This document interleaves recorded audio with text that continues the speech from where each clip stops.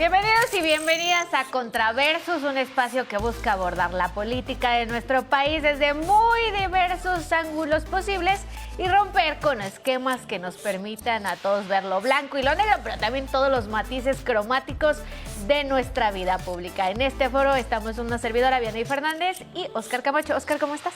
Vianey, ¿qué tal? Muy buenas tardes a todos.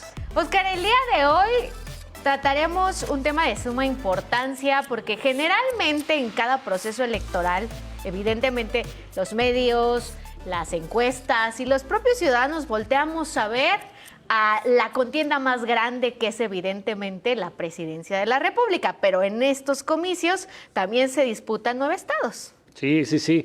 Y precisamente para eso, hoy vamos a analizar lo que está pasando en 3 estados que son de suma importancia. Estamos hablando de Jalisco, estamos hablando de Tabasco y estamos hablando de Guanajuato. Y entonces, pues vamos a empezar. Haremos un zoom in, por así decirlo, a estas 3 entidades. Vamos a comenzar con el primero, que es Jalisco, y agradecemos que esté con nosotros vía Zoom Diego Petersen. Él es periodista de El Informador de Guadalajara. Diego, gracias por acompañarnos en este espacio. Al contrario, un placer. Hey, Oscar, qué gusto estar con ustedes. Diego, pues ayúdanos a entender un poco cómo llega Jalisco a esta contienda por la gubernatura. Mira, hay varios elementos interesantes en esta contienda. Yo empezaría analizando lo que pasó en la elección del 2021, porque quedó la impresión, o da la impresión, de que Movimiento Ciudadano tiene en Jalisco un bastión, pero si bien es cierto que hay la gubernatura, tienen desde hace 3 periodos las principales alcaldías de Guadalajara y de Zapopan. Si vemos lo que pasó en la elección del 2021, si le echamos lupa a lo que fue el resultado de diputados federales, en realidad fue una elección a tercios. Es decir, Movimiento Ciudadano sacó apenas 16,000 votos más que el Frente y 100,000 votos más que Morena. ¿Qué quiere decir esto? Que Jalisco no es una elección de cantada, es una elección, digamos, donde en la última vez que salimos a votar los jaliscienses votamos a tercios. Es cierto que en este momento lo que tenemos es a un Movimiento Ciudadano que tiene, digamos, el poder y por lo tanto tiene la ventaja del ejercicio del poder y también el desgaste en el ejercicio del poder. Y también es cierto que lo que ha pasado en los últimos 3 años es que Morena ha venido creciendo. Es decir, Morena había estado tradicionalmente en las últimas 2 elecciones, 21 y 18, los candidatos por debajo de la intención de voto por partido. Es decir, no se reflejaba lo que era la simpatía por el partido cuando ya había que votar por candidatos concretos. En esta elección, el gran reto que tiene la candidata de Morena, Claudia Delgadillo, es hacer que ese, digamos, plus que le da ser la candidata del partido con más simpatías, efectivamente se traduzca en votos. Y el Frente, me parece que, digamos, si bien en esta elección aparece más débil, no podemos descartar que el Frente existe en Jalisco, que tanto PAN como PRI tienen su votación, su voto duro, y sobre todo en muchos municipios del interior del estado todavía son hegemónicos.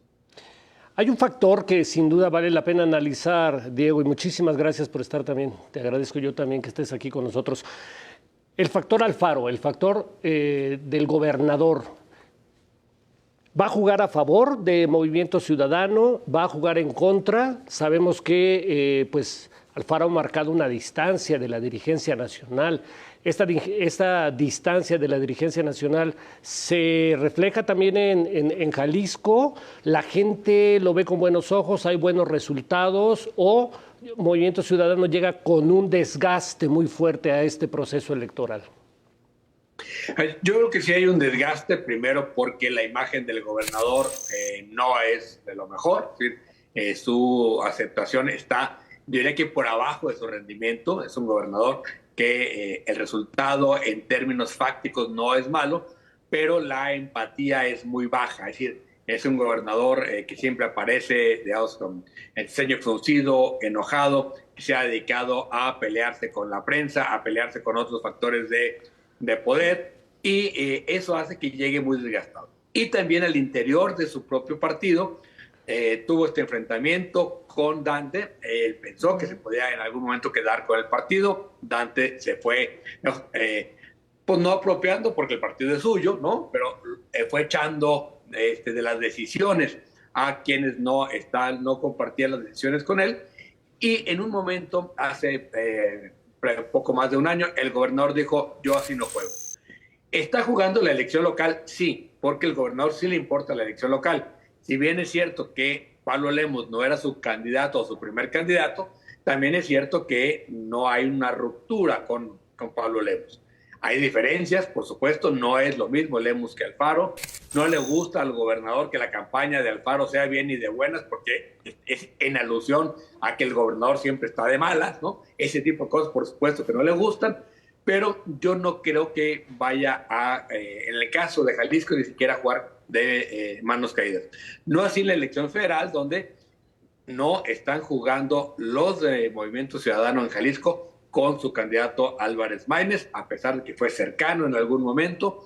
Hubo este distanciamiento con Álvarez Maínez y el grupo que está alrededor del candidato Movimiento Ciudadano, y ahí sí, por ejemplo, en el debate el candidato Lemus ni siquiera mencionó a Álvarez Maínez por su nombre, y el gobernador Alfaro ha dicho que no va a hacer absolutamente nada para apoyar a Álvarez Maínez. Entonces me parece que sí hay ahí, digamos, un factor muy inestable, o que puede en algún momento saltar la chispa entre Lemus y Alfaro y sin mover la elección. Justo para allá iba, Diego. Ante esta disputa que hay en Movimiento Ciudadano Guadalajara y Movimiento Ciudadano Federal, parecieran que son dos equipos completamente distintos. ¿Territorialmente los ves operando, digamos, el Movimiento Ciudadano Federal a favor de otro candidato, o sí ves a las huestes de Alfaro realmente trabajando territorialmente? Porque para el día de la elección sí es importantísimo los operadores territoriales. A ver, yo por supuesto que el Movimiento Ciudadano Jalisco es Enrique Alfaro. Es decir, de 120 delegados, 119 son de Alfaro. No hay otro, digamos, factor de poder en la organización del partido. Y hay muchos candidatos del grupo de Alfaro compitiendo en esta elección, en lo local y en lo federal. Entonces, no los veo de verdad que sí veo en algún momento un posible voto cruzado en la elección para presidente de la República. Es decir, que no le vayan a dar su voto a el candidato Álvarez Maínez. Sí lo veo, sí creo que pueda suceder, que operen. Y hay que la primera vez que vimos una operación así fue en 2012, cuando Alfaro, como candidato a gobernador, las huestes del grupo que apoyó a Alfaro no votó por López Obrador, hacían campaña que votaran por Alfaro y votaran en aquel momento por Vázquez Mota del PAN, y no por el candidato con el que iba Alfaro, con la coalición que iba Alfaro, que tenía a López Obrador como candidato. En esta ocasión veo posible también que, de hecho, ya empezaron a aparecer algunos espectaculares y todo un movimiento que se llama Jalisco Vota Inteligente, que están promoviendo voto Lemus con Xóchitl Gálvez, no con el candidato Maínez.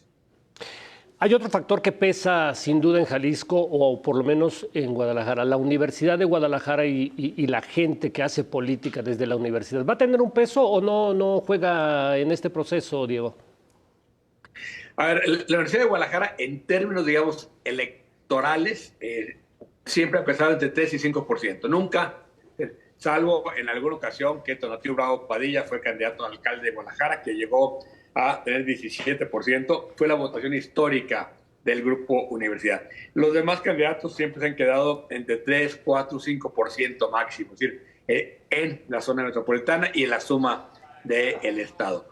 ¿Qué es lo que es diferente en esta ocasión? Que alrededor de Morena hay una gran coalición, que no solo es el partido Hagamos, que es el partido que crea el grupo Universidad de Guadalajara. También está Futuro, que es el de estos jóvenes que antes eran Wikipolítica, ¿no?, que irrumpieron hace 9 años con una candidatura ciudadana. Y hay que decir que el problema que tiene Morena es hacia el interior, porque también, digamos, así como hablamos de los problemas al interior del Movimiento Ciudadano, en Morena quedaron muchos muy insatisfechos porque la candidatura de Zapopan se la dieron a los wikipolíticas, a Pedro Kumamoto, al Partido Futuro, la candidatura de Guadalajara a un expanista muy de derecha, que es José María Martínez, ¿no? Que era, digamos, era la derecha del PAN y ahora es el candidato de Morena en Guadalajara, y la candidatura a gobernador la tiene Claudia Delgadillo, que llegó por el verde, pero en realidad los que están alrededor de Claudia era uno de los personajes más cercanos al gobernador priista Aristóteles Sandoval, y alrededor de Claudia está todo ese grupo del gobernador Aristóteles, que en realidad es una parte del PRI la que está operando ahora Morena. Entonces, los que venían de Morena, y si bien es cierto, ya lo dijimos, nunca tuvieron buenos resultados en las elecciones anteriores, sí están, digamos, muy molestos porque ahora sí que no les tocó nada en el reparto. Muy bien. Bueno, hay también una situación. A nivel nacional está pesando mucho el factor seguridad. Está en el centro de la polémica. En Jalisco, ¿la seguridad está en el centro del debate electoral o hay otros elementos diferentes, Diego?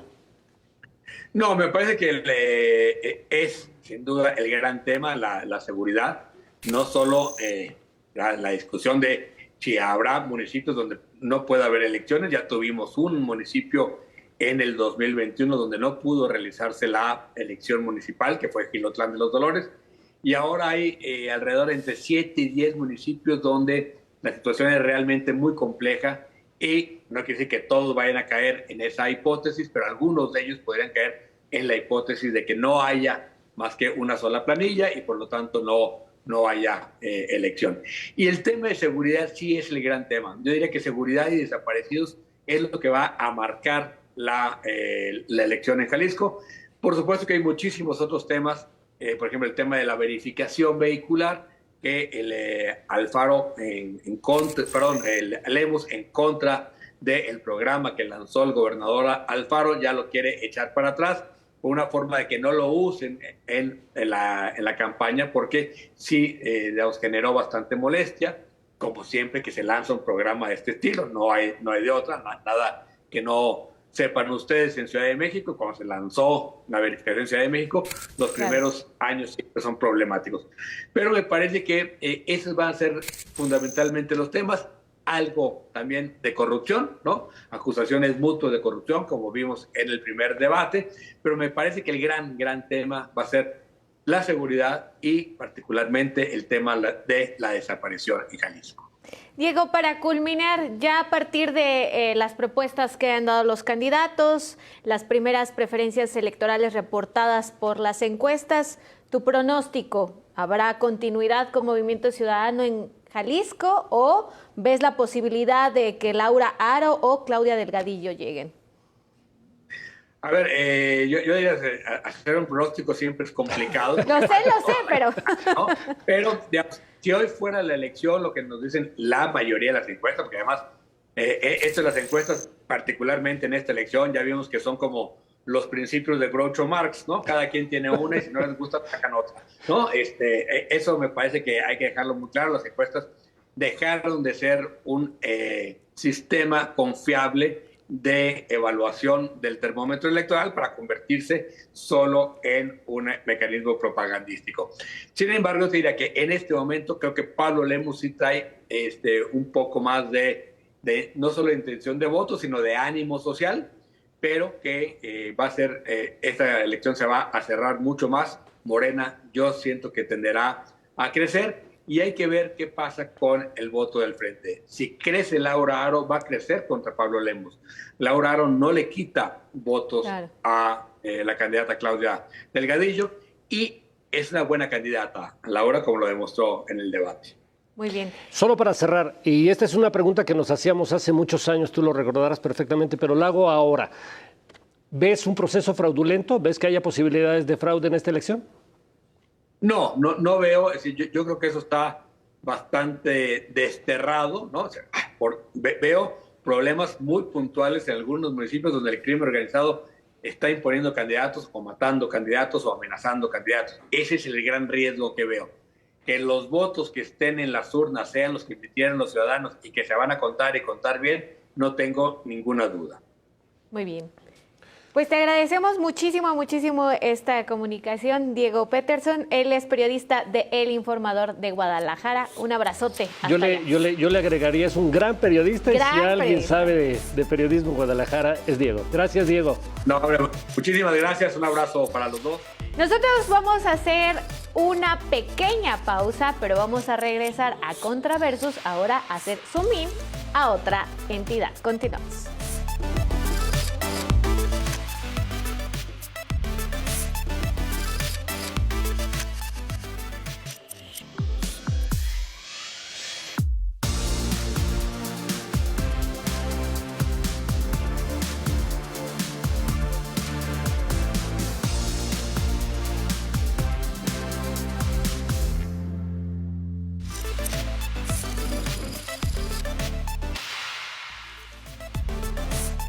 Gracias por continuar con nosotros en Contraversus el día de hoy. El tema es las otras disputas, Jalisco, Tabasco y Guanajuato.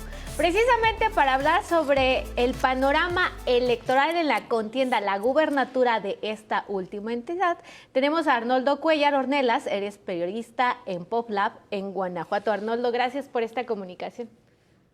Hola, ¿cómo están? Un gusto, como siempre, estar por acá. Buenas tardes, Oscar Vianey.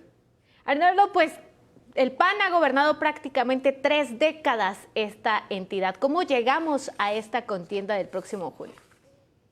Sí, se dice fácil, pero ya pasó mucho tiempo. Para el Partido Acción Nacional ha sido un paseo ir a renovar las elecciones en las gubernaturas cada 6 años en Guanajuato, desde Carlos Medina, Vicente Fox, pues otros gobernadores. Sin embargo, esta vez se está planteando un escenario muy distinto. Quizás yo lo equipararía únicamente a lo que ocurrió en 2012, cuando entonces el candidato del PRI, Juan Ignacio Torres Landa, se acercó a solo 6 puntos del candidato panista Miguel Márquez Márquez en el marco de la campaña de Enrique Peña Nieto, que bueno, recordemos que dispuso de muchos recursos, de mucho apoyo en los medios de comunicación, frente a una Josefina Vázquez Mota que se hundió en el 3er lugar, y eso de alguna manera provocó una especie de cortocircuito en la campaña del panismo en Guanajuato por única vez en esos 30 años. No obstante, les alcanzó para ganar. Hoy, con otro partido político distinto que es Morena, el escenario pudiera parecerse un poco, con sus matices desde luego. Por ejemplo, está claro en varias encuestas, incluso en encuestas que no son conocidas, pero que lo han aceptado algunos de los estrategas del propio Partido Acción Nacional, Claudia Sheinbaum adelanta en la elección presidencial en el territorio de Guanajuato a Xóchitl Gálvez por alrededor de 10 puntos. Varía, hay encuestas que lo marcan en 8, en 7 puntos. Lo que todo el mundo coincide es en la elección presidencial, la alianza en torno a Xóchitl Gálvez está por detrás de la alianza de Claudia Sheinbaum.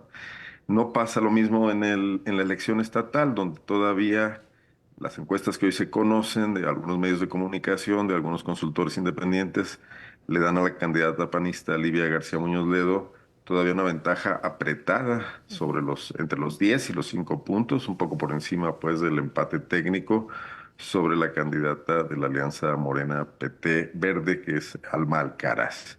Entonces se presenta una contienda competida. Y ya ocurren cosas que nos hacen, de alguna manera, ver que esto está provocando situaciones en Guanajuato, cambios políticos importantes. Menciono uno de ellos.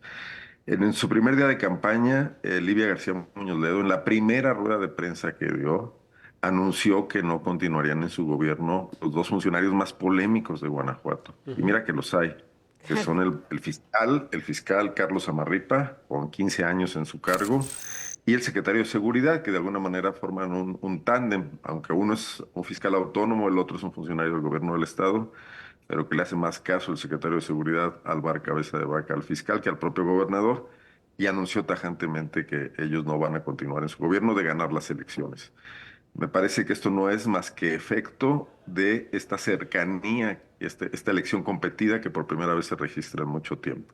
Arnoldo, ¿de dónde vendría ese deslinde? Es decir, al interior del PAN sí ya hay un cisma, porque veíamos al gobernador Diego Sinue hace escasos 2 meses llorando por el fiscal eterno, el llamado fiscal eterno, ¿no? Entonces parecería un poco extraño este deslinde por parte de Livia Denise García Muñoz Ledo. Es decir, ¿es realmente, ya midió que puede pesarle en las urnas tener todavía a alguien al lado como Samarripa, o hay fuerzas al interior de Acción Nacional que en Guanajuato se están moviendo?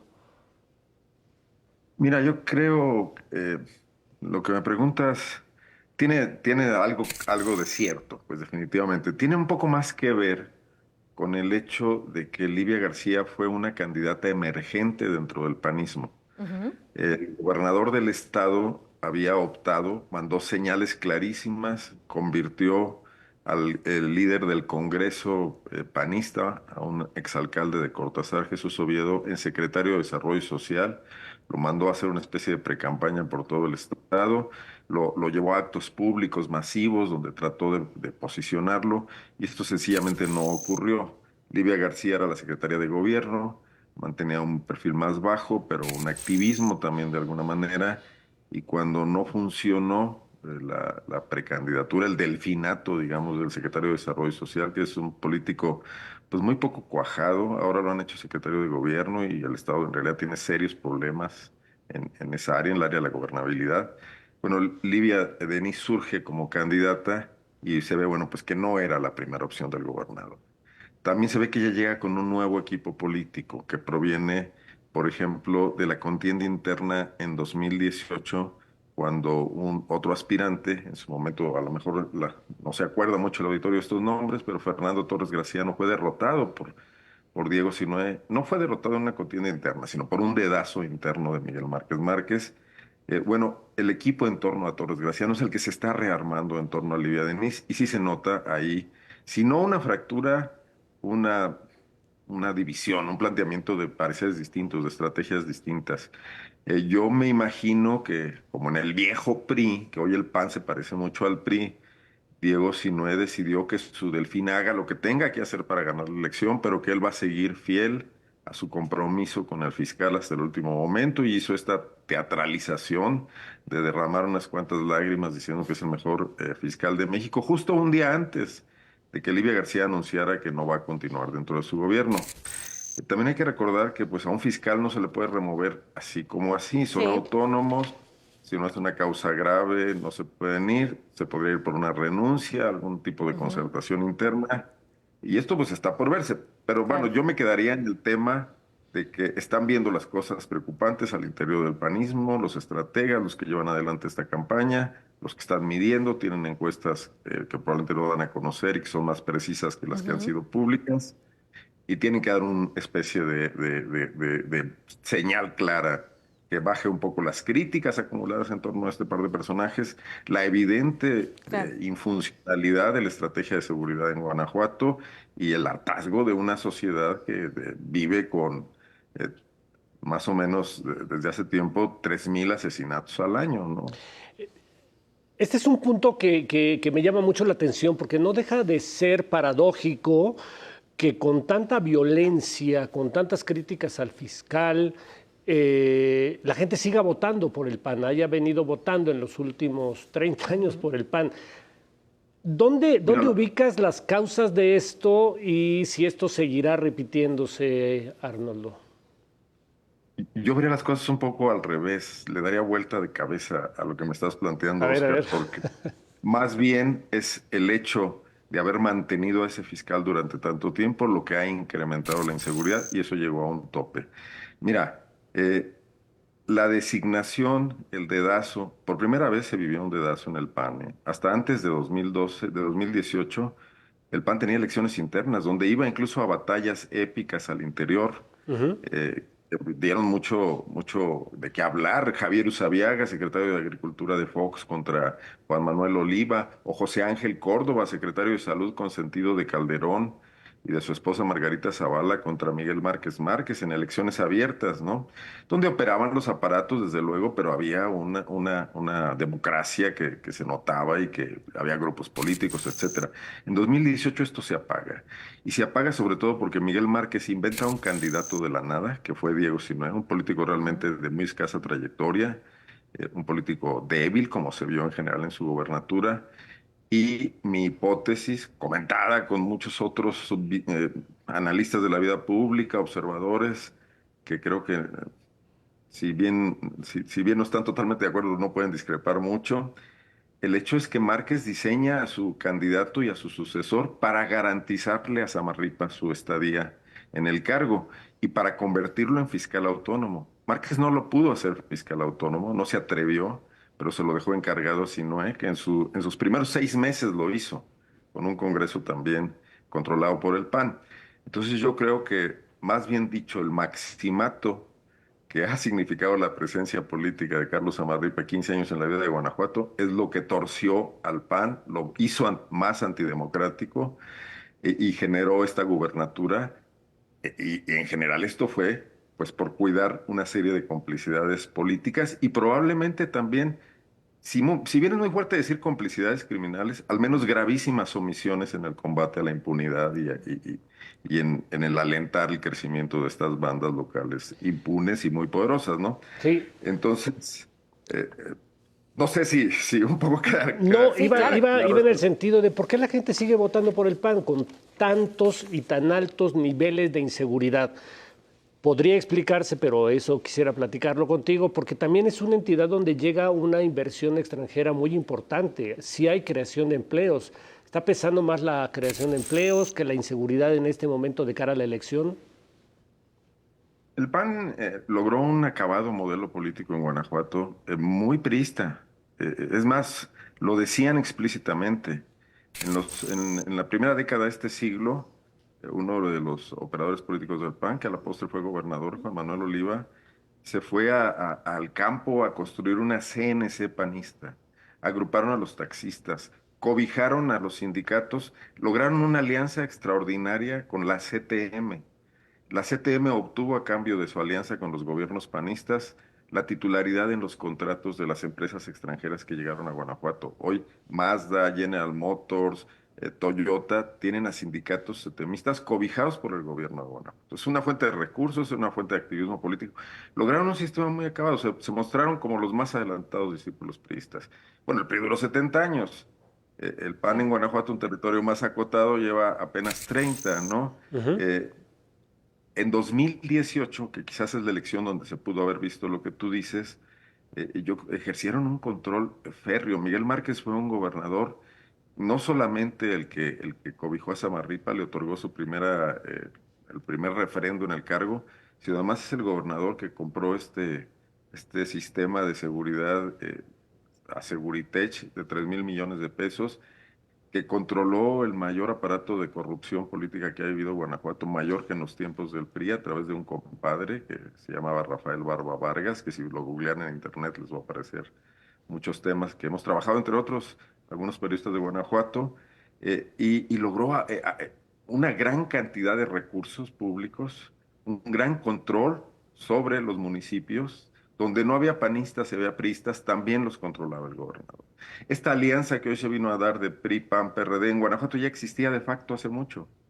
Los titulares del PRI aquí, olvidados por el PRI nacional, ya eran empleados del Partido Acción Nacional en el gobierno, ¿no? Dibujas un voto como muy corporativo.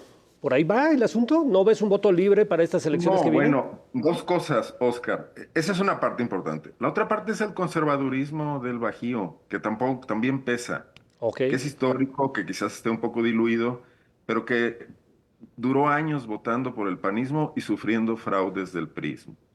En León, constantemente el PAN de los 70s, Ujú. de los 80s, ganaba las elecciones, hacía manifestaciones en defensa del voto y los gobernadores priistas, mediante el fraude electoral, los desplazaban. Entonces también había una fuerza de derecha comprimida que explotó con Vicente Fox muy Claro. naturalmente, ¿no? Y que se volcó en esa década de los 90 a favor del PAN. Hay una base social importante, más el recurso público y este manejo corporativo, más un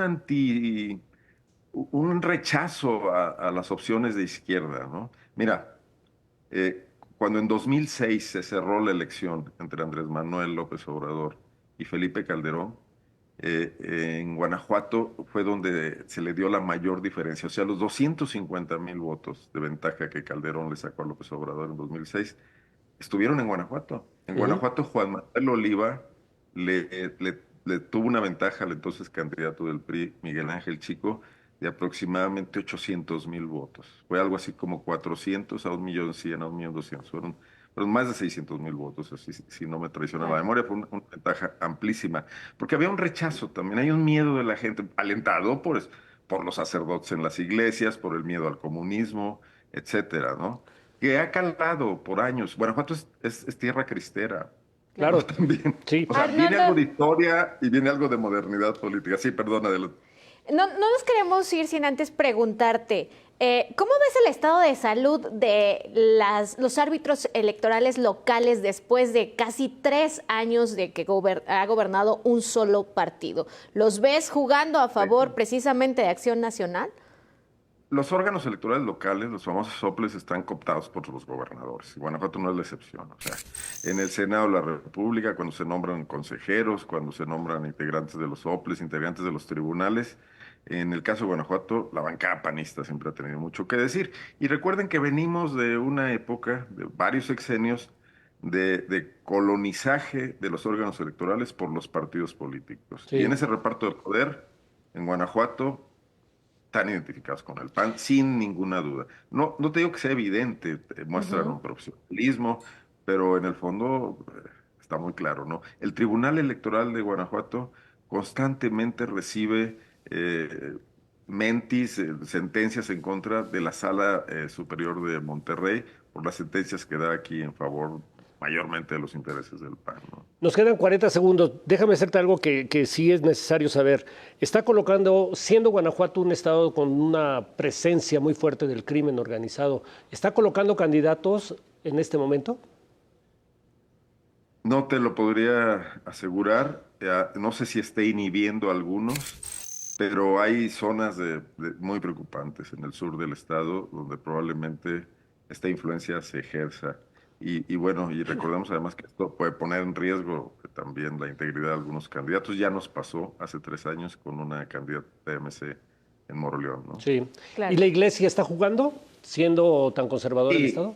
Sí, sí, sí, o sea, hemos documentado reportajes de manuales desde los arzobispados y obispados, dando indicaciones a los sacerdotes de que veladamente manejen cierta concientización en torno al voto, cierto rechazo al autoritarismo, al peligro de dictadura, etcétera, pero que ya los curas en los púlpitos no se limitan a eso, se van mucho más allá y también creo que ha venido siendo documentado, ¿no?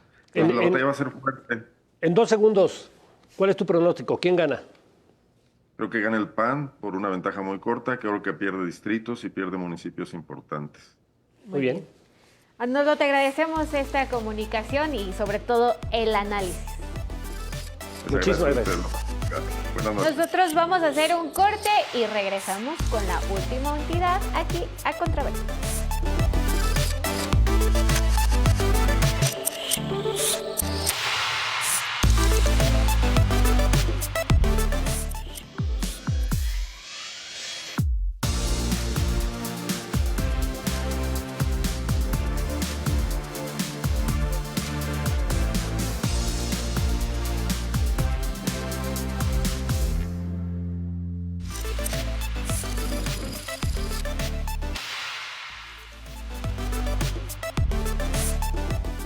Gracias por continuar con nosotros en Contraversus. El tema de hoy, las otras disputas, Jalisco, Tabasco y Guanajuato. Y precisamente nos vamos a enlazar hasta la tierra del Edén para ver cómo está la contienda rumbo a los comicios de junio próximo, en específico la contienda por la gubernatura. Platicamos con el periodista Víctor Ulín. ¿Cómo estás, Víctor? Gracias por esta comunicación. ¿Qué tal, Vianey? Oscar, buenas tardes. En efecto, estamos aquí desde Tabasco y hace apenas 6 días, el 16 de marzo, inició el proceso local. Como ustedes saben, aquí se va a elegir gobernador, se va a renovar el Congreso, se van a elegir 17 presidentes municipales, senadores de la República y diputados federales. Claro, Víctor, Tabasco es un estado emblemático, no solo porque de ahí nació el presidente Andrés Manuel López Obrador, sino porque es uno de los estados contemplados en este boom económico, ¿no?, de la política de desarrollo del sureste del actual gobierno, pero por otro lado, también es uno de los estados que ha enfrentado la inseguridad en recientes meses. ¿Cómo ves la disputa por la contienda por la gubernatura en medio de este contexto? Fíjate que Tabasco no es la excepción en relación a lo que se está viviendo en el resto del país en el tema de la inseguridad, no a esos niveles como en Guanajuato, Guadalajara u otros estados, pero sí hay, digamos, esa sensación, esa percepción de que en cualquier momento pudieran ocurrir eventos similares como lo que están ocurriendo en otros estados donde ya han asesinado a algunos candidatos, ¿no? Pero no se han presentado casos así. En este contexto, bueno, es un proceso electoral que ha iniciado bien en términos generales, considerando que, bueno, aquí Morena es el partido con mayor presencia, con mayor influencia, no solo porque, como lo mencionabas, el presidente es de aquí y tiene su arraigo, Claro. su arrastre, su influencia entre la población. Es un estado obradorista, 100% obradorista, y aquí Morena no se le ve ningún problema para que pueda ganar o llevarse el carro completo, ¿no? No es una elección donde la oposición tenga candidatos competitivos o puede en un momento dado poner en riesgo particularmente el triunfo en la gubernatura para Morena. Pero a ver, Víctor, explícame, ¿cómo es esto que tú acabas de decir hoy? PRI y PAN prácticamente no existen, si apenas hace 6, 7 años eran partidos hegemónicos, hacían fraudes, estaba Roberto Madrazo al frente de las huestes priistas, y hoy de pronto están desaparecidos. ¿Esto es por qué se ha dado esto? Fíjate que la debate del PRI aquí en Tabasco, que ocurre o se empieza ya a decantar con más fuerza a partir de que se pierde la presidencia, Enrique Peña Nieto, y que aquí se pierde la gubernatura en el 2012 con Arturo Núñez, que llega como candidato del PRD de la oposición, y empieza la debacle del PRI, y hasta la fecha no ha parado, ¿no? Hoy, de hecho, por las tendencias que hay, por los conflictos internos que ha vivido, lo que se pronostica es que lo más seguro es que pierde el registro, ¿no? En una situación similar a la que se encuentra el PRI, que no tiene a nivel local un registro y que mancomunadamente llevan hoy a un mismo candidato. Es la primera vez, de hecho, que el PRI no va a postular, como está ocurriendo a nivel presidencial, candidato a la gubernatura, y que decidió sumarse ya de último minuto con el PAN para postular en candidatura común a una priista como es Lorena Burregar de los Santos. Claro. Ese sería el papel que están en este momento protagonizando el PAN y el PRI, pero han surgido otros actores políticos, partidos como Movimiento Ciudadano, por ejemplo, que aquí en Tabasco está pues empezando a levantar simpatías y que postuló igual a una expriista, Inés de la Fuente, que es la candidata de Movimiento Ciudadano a la gubernatura, y el PRD, que sigue siendo la segunda fuerza política y que postuló al senador con licencia Juan Manuel Fósil Pérez. Aquí sería una situación, a diferencia de otros estados donde la candidatura común de la oposición es entre el PRI, PAN y el PRD, aquí no. Aquí el PRD decidió ir solo con su candidato y en parte se explica que haya ocurrido así porque es el que porcentualmente más presencia tiene en el territorio, es el que tiene más diputados locales por la vía plurinominal. Hoy gobierna Paraíso, que como bien lo mencionaba Ivonne al principio, Paraíso con la refinería, pues ha tomado una posición importante, ¿no? Se ha vuelto un municipio codicial y es uno de los donde habrá una competencia muy cerrada, creo yo, entre PRD y Morena. Claro. Y yo creo que está postulando a un candidato competitivo. Muy bien.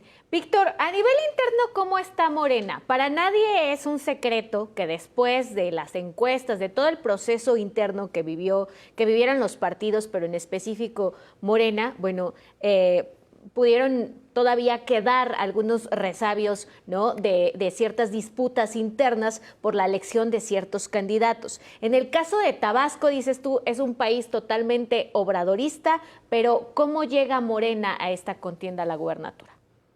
Bueno, sí llega fortalecido después del proceso interno. Tuvo un proceso interno en el que resultó un candidato a gobernador pues legitimado, no solamente por la militancia, sino por las encuestas que le dieron el triunfo ampliamente, pero donde, digamos, empezó a complicarse un poco fue la selección de los candidatos a presidentes municipales. Como ustedes saben, aquí en Tabasco, la dinámica, la lógica que sigue la competencia política al interior del Estado en los municipios suele ser muy distinta a la que se sigue para una elección para gobernador. Claro. Entonces, sí hay en algunos municipios ciertas, digamos, inconformidades, diferencias entre morenistas, porque habría que destacar que aquí en Tabasco la competencia es de Morena contra Morena. Era lo Sí, que, sí, a ver, yo en esta parte te interrumpo, Víctor, porque vamos a ponerle nombres y apellidos, yo creo que vale la pena, ¿no? Sí. A ver, Javier May es un personaje que va por la gubernatura, que viene de la lucha social, pero que no es amigo del exgobernador Adán Augusto. O sea, Bueno, Adán Augusto no quería que fuera el candidato de Morena.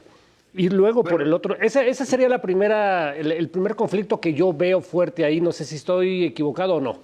No, es correcto, es correcto. Aquí en Tabasco Morena tiene dos grupos, ¿no? El grupo de los llamados adancistas, que encabeza Adán Augusto López Hernández, exgobernador y exsecretario de Gobernación, y es aspirante presidencial recientemente. Y por el otro, el grupo de los fundadores o maicistas, que encabeza Javier May Rodríguez, ¿no? Bueno, pese a que se lograron sacar, como ustedes vieron, fue muy complicado las candidaturas a presidentes municipales, a diputados federales y a diputados locales, siguen esas diferencias hacia abajo. O sea, es algo que no se puede ocultar. Ajá. Y hay, por ejemplo, candidatos adancistas donde sí está en riesgo la posibilidad de que se pierda por el desgaste que trae el gobierno. Lo acabas de mencionar, que en un momento dado ostentó Arán y que delegó a quien forma también parte de su grupo, el capitán Carlos Merino. Entonces trae un desgaste y sin embargo resultaron varios candidatos de su grupo electos. Entonces, sí hay inconformidad del grupo de hacia abajo, de la militancia, del grupo de maicistas, que no están conformes. Entonces ya se empieza a hablar de un voto cruzado o de un voto de castigo. Pero sí quiero puntualizar que desde el principio Javier May Rodríguez sí ha procurado concitar la unidad y conciliar las diferencias. Sin embargo, hacia abajo está resultando muy complicado. Víctor, Todavía, sí. perdón, ¿ves que en algunas presidencias municipales este conflicto entre la gente de Adán y de Javier May puede impactar en los resultados o incluso beneficiar? Tú decías, el actor que está ahí creciendo se llama Movimiento Ciudadano, es decir, que pueda abonar esta disputa a Movimiento Ciudadano. ¿En qué presidencias municipales? Fíjate que yo hablaría de Nacapuca, donde gobierna el grupo de Adán, con la alcaldesa Shirley Silvestre, hija de un exalcalde. Vería Teapa, donde igual fue postulado un candidato del grupo de Adán, Miguel Contreras, sobrino del diputado local Emilio Contreras, que viene siendo también parte del grupo de Adán Augusto. Teapa, estaría bien Paraíso, aunque el que es postulado es del grupo maicista, sí va a estar competido. Entonces vería del lado del grupo de los adancistas que pudieran perderse, sería Nacajuca y Tiapa. Oye, Tiapa, Víctor, pero a ver, dime una cosa. Morena ha crecido sin duda por ser el partido de Andrés Manuel López Obrador, eso no hay vuelta de hoja. Pero muchos de los priistas que dejaron al PRI están hoy en Morena. Estamos viendo un primor tabasqueño. sí, lo que pasa es que precisamente esta disputa interna que se está dando en Morena es entre fundadores, es decir, puros, Ujú. morenistas puros y expriistas. Ok. Forman parte en su gran mayoría del grupo que encabeza Adán Augusto. Don Augusto. Entonces, hay una disputa interna por el predominio del partido. O sea, el partido lo tenía o lo venía dominando el grupo adancista de los expriistas. Ajá. Y en este momento los que están avanzando, empezando por la obtención de la candidatura al gobierno que tuvieron con Javier May, son los fundadores. Y en medio de este proceso, ¿qué papel juegan los dos hermanos del presidente? Porque he sabido pues que tienen papel muy activo y uno se ha pronunciado, pues, se pronunció en su momento por Claudia Sheinbaum y el otro por Marcelo Ebrard. Entonces, ¿estos dos hermanos juegan un papel también importante o no? Y principalmente José Ramiro López Obrador. José Ramiro López Obrador recientemente fue nombrado coordinador de campaña de Javier May.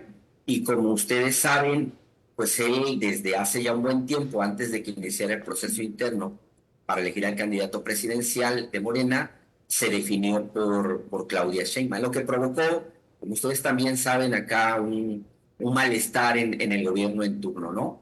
Porque pues Adán buscaba también la candidatura. Entonces, el que tiene mayor protagonismo aquí es José Ramiro López Obrador, y diría yo que mayor ascendencia, ¿no? Por el apellido. En el caso de Pío, que se pronunció por Marcelo Ebrard, prácticamente no la tiene, ¿eh? O sea, no la tiene, desapareció. De hecho, se le vio muy poco en el pasado proceso para elegir el candidato presidencial en Tabasco. Pero aquí la figura es José Ramiro López Obrador, que ha ido ganando posicionamiento en el grupo. Claro. Víctor, ya hablamos un poco del desarrollo económico, de los problemas internos de Morena, un poco también de la seguridad. ¿Qué otros factores ves que pesen o que podrían pesar en la elección a la gubernatura de Tabasco?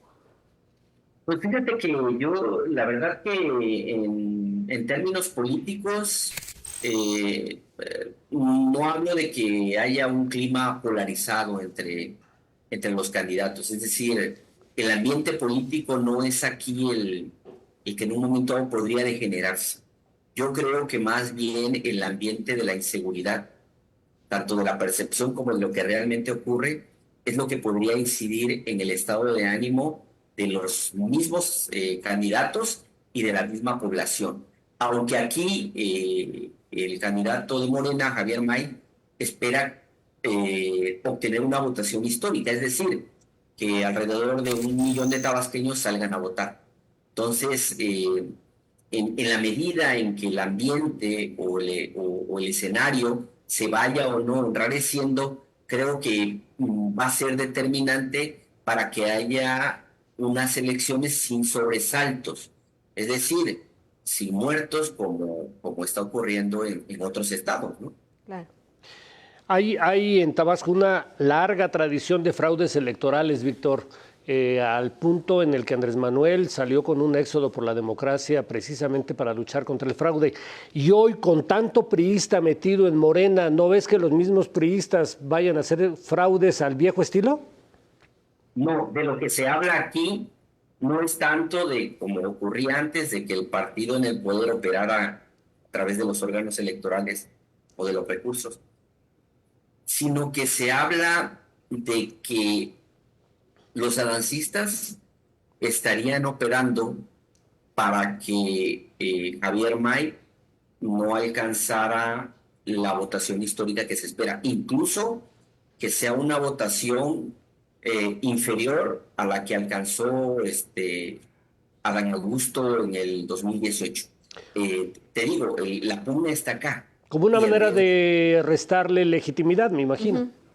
Sí, eso es lo que se lee, que la intención es que en 6 años nuevamente el grupo de los expriistas tenga condiciones para intentar recuperar la gubernatura, que, pues, como sabes, es la mayor posición política de poder aquí en el Estado. Claro. El resto del país. Víctor, nos quedan 40 segunditos, pero si bien el Estado es totalmente obradorista, seguramente en las instituciones hay muchísimo todavía priista, pues fueron muchísimos años de PRI en ese Estado y también de PRD.